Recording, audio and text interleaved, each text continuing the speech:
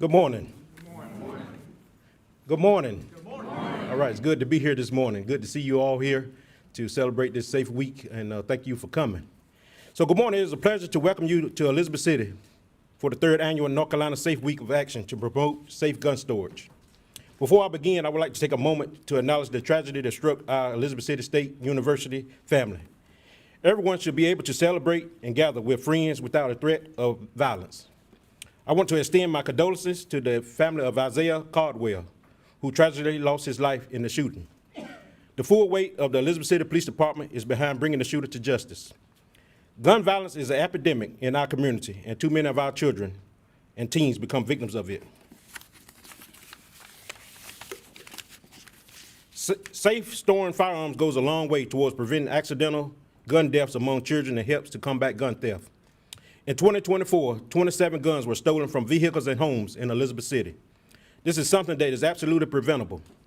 I'm calling on each and every person to ensure their firearms are stored safely and securely. I want to thank the Governor, the Department of Public Safety, and every single person who works to promote North Carolina Safe initiative. Now I have the honor to introduce our next speaker, the Governor, Josh Stein.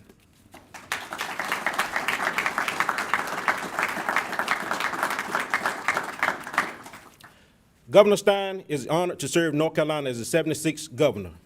His faith teaches him that we are all called to make a difference, and his parents raised his brother, sister, and him to try to do the right thing and ground them and share values of freedom and opportunities. Governor Stein is committed to creating economic opportunities for every North Carolinian, investing in public schools, developing our workforce, and keeping people safe. Since day one in office, he has been laser focused on helping Western North Carolina rebuild in the Hurricane Helen initiative. Josh and his wife, Anna, are members of Temple Beth and Raleigh. They are proud parents of Sam, Adam, and Leah, who all attended North Carolina public schools, just like they did. Please join me in welcoming Governor Stein.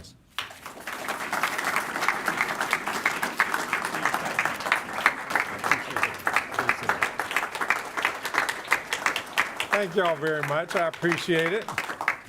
Chief Graham, thank you for the introduction. Thank you for your leadership of the Elizabeth City Police Department. First week on the job. Yes, sir. How's it going? It's going good. I love it. Well, what I want to do is we have a box full of gun locks. We want you to be able to have that so that you and your police officers can help distribute them in the community to keep folks safe. Thank you, sir. Thank you very much. Sir.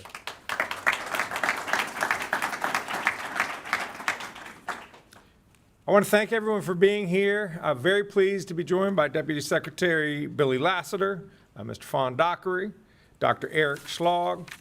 Pleased to see Elizabeth City Pasquotank Superintendent Keith Parker. I saw him a moment ago. Where did he get to? There he is, hiding over there. We have Elizabeth City Chancellor-Select Dr. Keith Hargrove.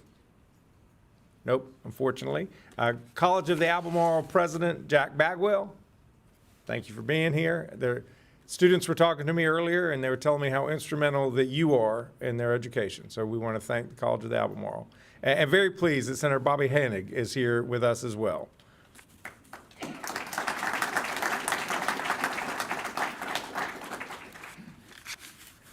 As the chief mentioned, we're still mourning the loss of Isaiah Caldwell and the tragic shooting that happened at Elizabeth City State. And I want to thank Elizabeth City Police for their continued efforts to identify the perpetrator. Too many North Carolina families, like Isaiah's, are touched by gun violence. And all of us have a role to play in making our communities safer. That's why NC S.A.F.E. Week of Action is so important. Today, firearms are the leading cause of death of our children, ages 1 to 17. It's not car accidents, it's gun violence. And from 2019 to 2021, the rate of firearm deaths among children more than doubled. These deaths are even more tragic because many of them are preventable. A quarter of North Carolina's gun owners report that they keep a gun loaded and unlocked in their home. Let me say that again, loaded and unlocked.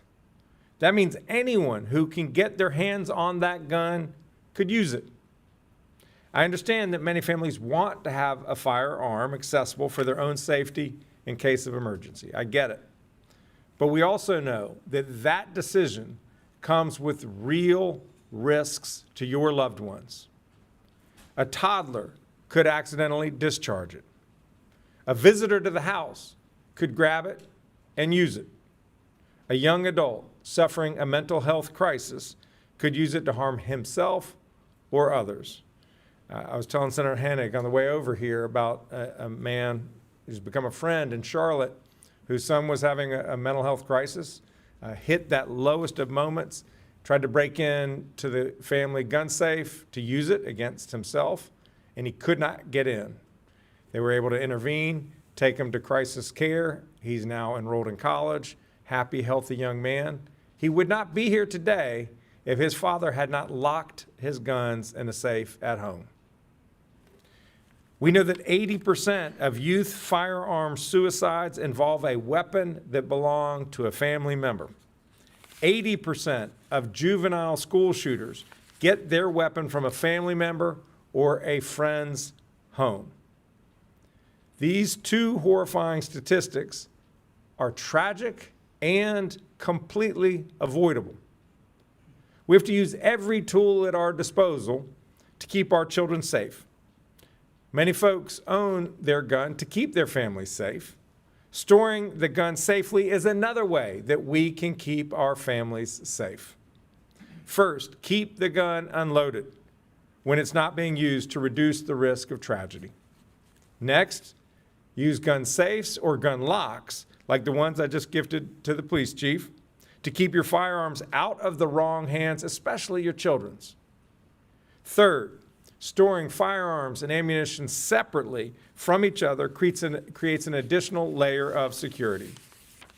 Fourth, apply these rules both at home and in your car. Chief Graham, I understand Elizabeth City has been having trouble with people breaking into cars and stealing guns, and you are not alone.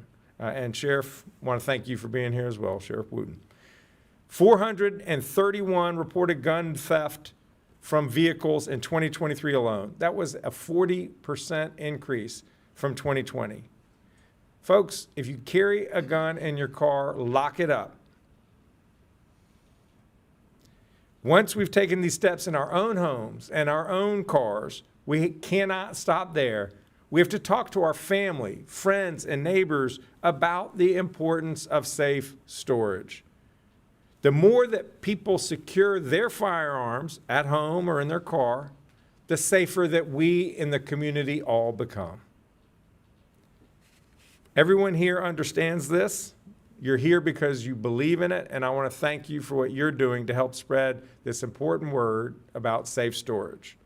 I also want to thank the people at the Department of Public Safety for their hard work in promoting safe storage practices, including all of the events this week for NC S.A.F.E Week of Action. Their press conference, there's community days happening all across North Carolina. Secretary of Department of Public Safety, Eddie Buffalo, Elizabeth City fella. Unfortunately, he had a conflict. He was kind of mad at me that we chose today to be here because obviously he wanted to be here with his friends and neighbors from Elizabeth City. But we are pleased to be joined by Deputy Secretary Billy Lassiter. And at this time, Billy, I'd like you to come forward.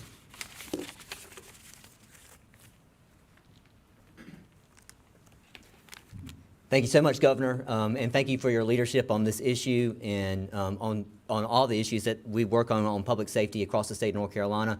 I've known Governor Stein for many years, and he's done a lot of work on school safety. We're in a school today, worked on a lot of legislation back in the day on passing some of the first school safety legislation in the state of North Carolina.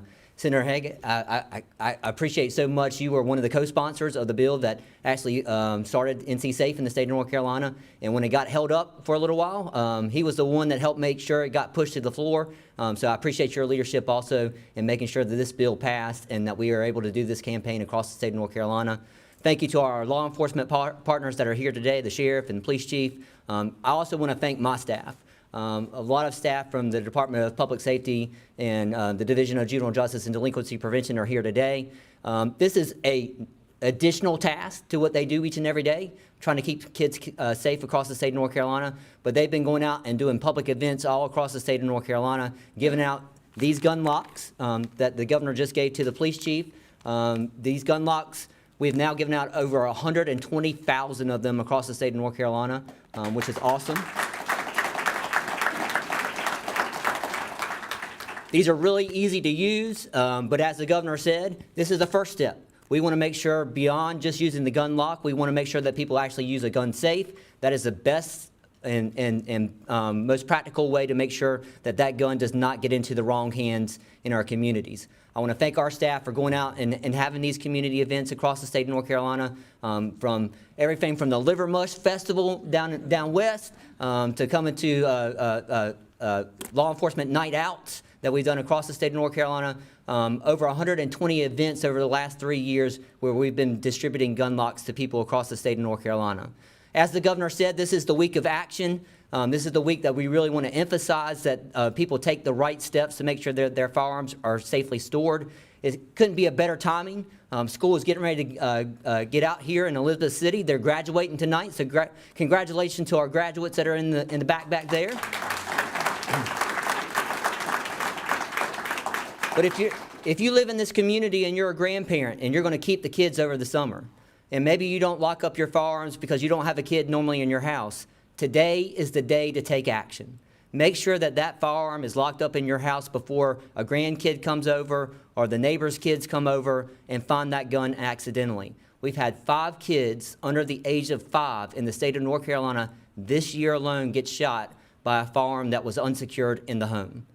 That is completely preventable, folks. Completely preventable by taking the right steps and safely storing your firearm in your house. We got involved in this in juvenile justice because we've seen the statistics.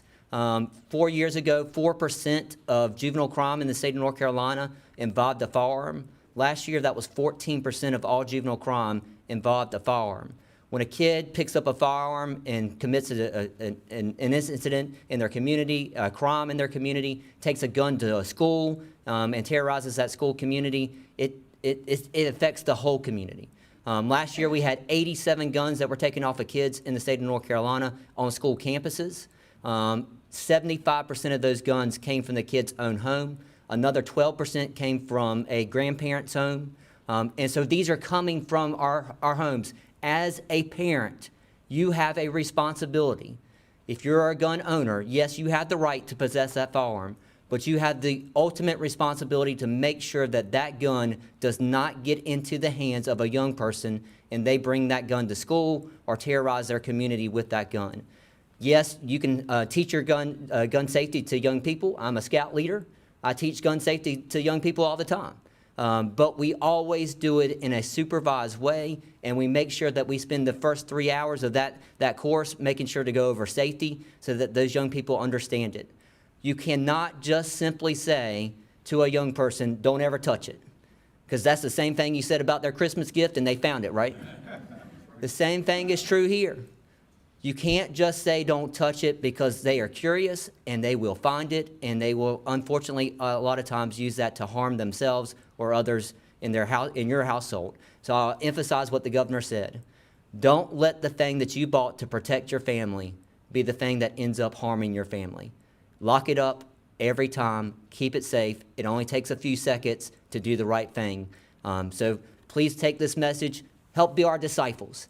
Go out there in the community and tell folks about how important it is. And if you need some gun locks, we got some for you. And we make it really easy. There's a QR code on here that shows a state highway trooper using the gun lock and how to use the gun lock appropriately. We've got it in English and Spanish. So there are no excuses. As I tell people all the time now, there's no excuses. We're giving you the resource to make sure that you do the right thing in your community.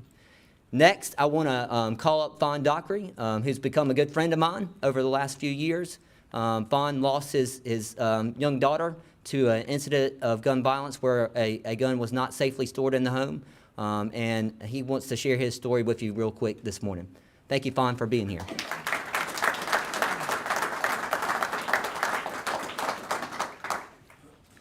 Greetings, Elizabeth City, North Carolina, and all the highly esteemed people here in the room today with us and virtually. I am Fawn Dockery, the husband of the wonderful Kimberly Dockery, the father of Genesis Dockery, and the father of Amara Dockery. Two of those names of my family I presented are here physically with us today. One of those names, the late, our wonderful, eternal love, Genesis Dockery, can only be present in our hearts and our spirit. On July 25th, 2023, around the hour of 3 p.m., I received a frantic call from the babysitter where my 5-year-old daughter, Amara, and my 8-year-old daughter, Genesis, was being babysat at.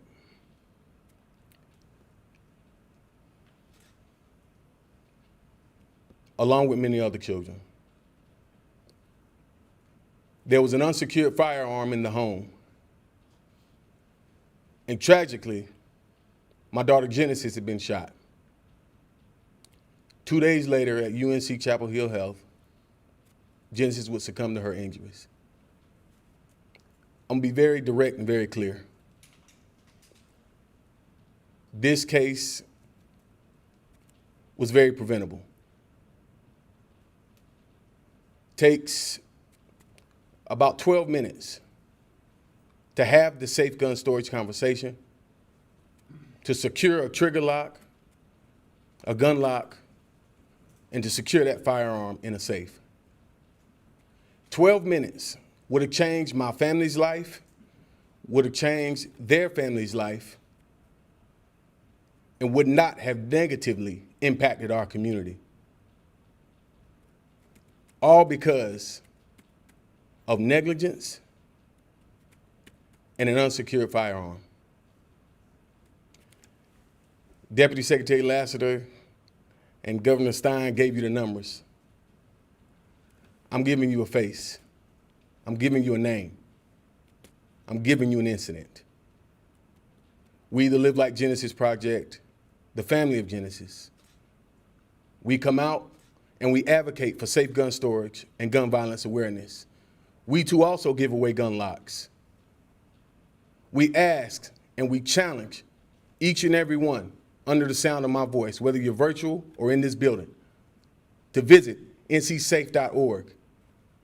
There's PDFs to show you and walk you through having that conversation with all the occupants in your home. There's PDFs to show you if you want to host and be able to give away gun locks in your area, right there on that website. The problem we have with safe gun storage in North Carolina, we can fix. It's not biochemical, neuroscience, or rocket science. This is common sense. Secure your firearms effectively.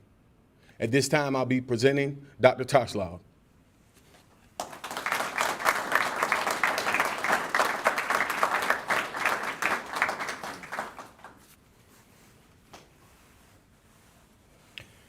Good morning. My name is Eric Toshlaw, and I am by profession a trauma surgeon. I have the honor to serve as Trauma Medical Director for East Carolina University Health Medical Center, the Level 1 adult and pediatric trauma center serving Eastern North Carolina, which is the largest trauma system in the state of North Carolina. I'm truly honored to have been asked to speak today to provide a clinical bedside perspective on this issue, this topic, gunshot injury and death. And by virtue of my 25-year career at ECU, this healthcare epidemic is a topic quite close to my heart. Trauma centers categorize injured patients in a standard binary fashion depending on the mechanism by which the victims are injured. And specifically, we classify injury as blunt injury, car crash, fall from a deer stand, ATV crash, or penetrating trauma. And penetrating trauma is largely comprised of gunshot wounds. Most rural trauma centers, such as ECU Health, experience penetrating mechanisms of about 2%. So about 2 out of 100 patients that we admit to the trauma center are penetrating injury. The penetrating rate at ECU is 20%. It's a four to five-fold higher than our demographic would predict. And what does that mean? Well, it means that our trauma center is vastly more similar to the University of Pennsylvania in Philadelphia, or George Washington in Washington, D.C., or trauma centers in the city of Chicago. Of the 4,000 trauma patients we are now evaluating each year at ECU, greater than 500 of those patients have been shot. And so many of these victims are children. Children who suffer unintentional gunshot wounds from inappropriately stored guns in the home. I'm going to recount to you our experience at ECU, and this is not in the last 10 years, this is in the last few weeks. And I'm going to try to keep this very confidential. 14-year-old male, gunshot wound to the brain, inflicted by his brother with an unsafely stored weapon. 5-year-old male, gunshot wound to the brain by his brother, unsecured weapon. 13-year-old female, gunshot wound to the arm at a family party, unsecured weapon. 18-month-old male, gunshot wound to the heart by a family member cleaning gun. He died in the operating room at ECU. In January 2025, we had 5 adolescent gunshots within a single week. 2-year-old male, gunshot wound to the abdomen with family handgun, unsecured. 4-year-old male found handgun in the couch console, shot himself in the leg, fractured femur. Unfortunately, I could consume the remainder of our time with more cases, but this is the reality that we are experiencing at the trauma center literally every day. In 25 years, I've cared for hundreds of pediatric gunshot victims. Many have died, many are permanently disabled. Gunshot, as the governor referred to, is now the leading cause of death in the United States for adolescents and young people. Let's ponder that as a society. Our children are dying most frequently of gunshot in this country. I reviewed a recent study as I speak on gun violence around the country. I reviewed a recent study that analyzed gunshot in the pediatric population worldwide. This study looked at 30 developed countries similar to the United States: Canada, Europe, the United Kingdom, Japan, Ireland, and looked at pediatric gunshot death over a time period. Between the ages of 5 and 16, 95% of gun death in the pediatric population occurs in one country, the United States. So gunshot death, as you have heard, is an epidemic.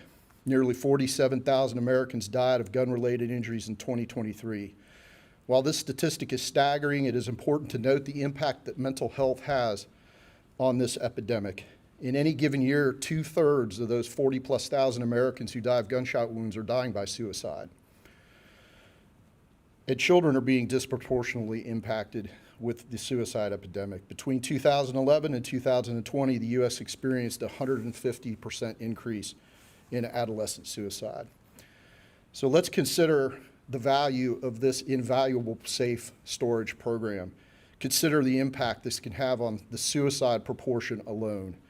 With help, most people who attempt suicide and survive do not attempt again and recover. Thus, survivability is really about the lethality of the first attempt. And our other speakers have alluded to this. Tragically, if the suicide attempt is with a firearm, it is 80 to 90% successful. So safe storage would have an immediate and significant impact on this epidemic. So I would like to close by acknowledging the true privilege of being asked to speak today in support of Governor Stein in this initiative, which, as I have stated, is incredibly important, and to our law enforcement personnel here today and all those integral to this invaluable initiative. I would close with a comment and a question.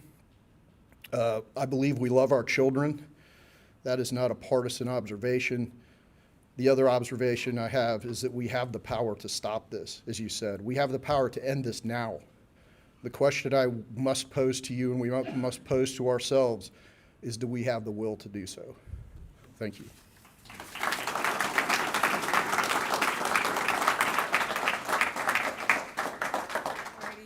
That concludes our program, so I just want to say thank you to everybody and thank you to all our speakers. What we're going to do now is do some photos with folks. I'm going to ask the governor just to pop out in the hallway with me and members